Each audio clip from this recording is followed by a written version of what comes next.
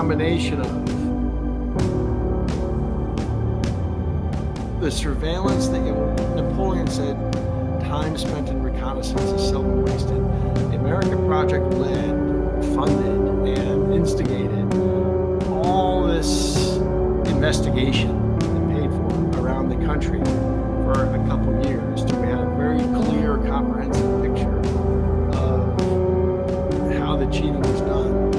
And then took tens of thousands, I suppose, of citizens out there using that information. I mean, not in our group, but all in these other election integrity groups. But we acted as the central clearinghouse of all that information, and we fermented it. And we crowdsourced to tens of thousands of people the activity of bringing that knowledge to bear and tightening up the election system. And it took that, and it also took a cataclysmic event known as Donald John Trump.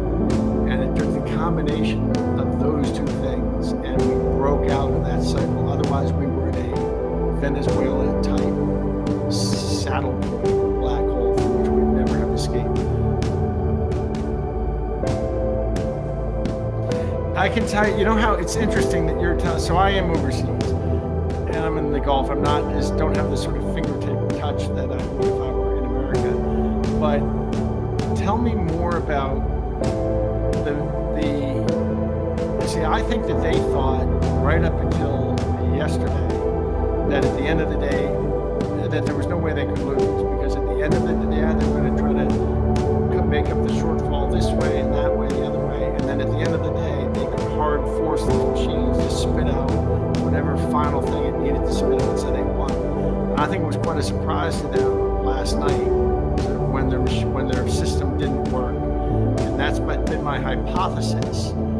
And one of the elements confirming that was I know that Kamala Harris was meeting with some people late last week, where she and her people were saying, don't worry about a thing, it's not a thing, don't believe the polls or anything, we have this election in the bag, and being smirky about it, being very cocky and smirky about it. And I think it really took them off guard.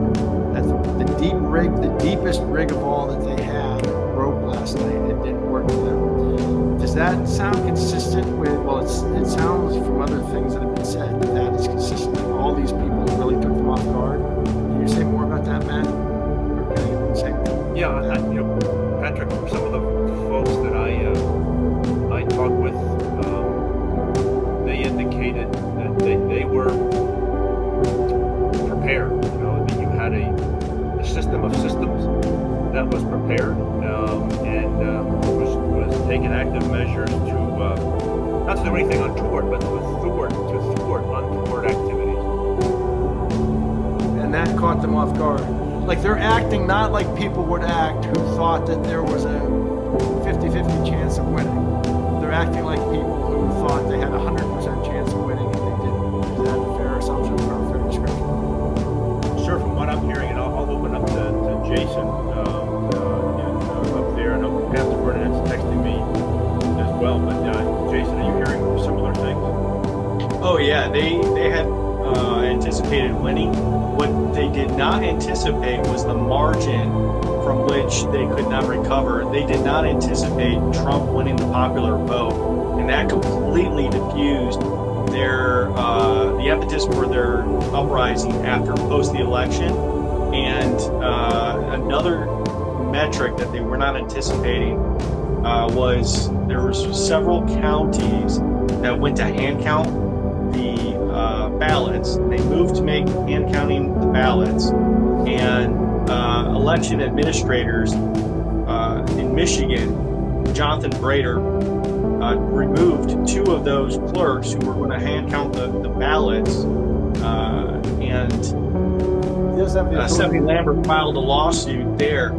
This is just one example of several around the country in which the move to hand counting the ballots has caused them a lot of heartache, in that we know from the 2022 election what we learned from the recounts and other efforts that we did, as well as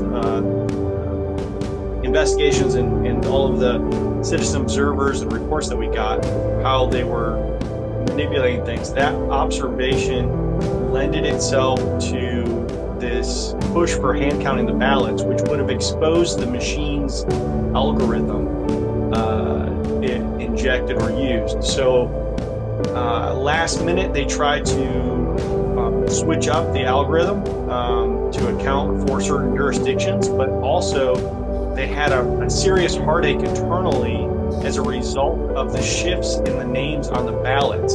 So their pre-programmed algorithms were essentially self-thwarted because of their attempts at removing certain candidates and keeping certain candidates, namely Kennedy, on the ballot. So they created some of their own worst nightmares. And then on top of that, all of the pressure that we applied created enough fissures and rifts within the system that when it came time to perform, they utterly failed, essentially.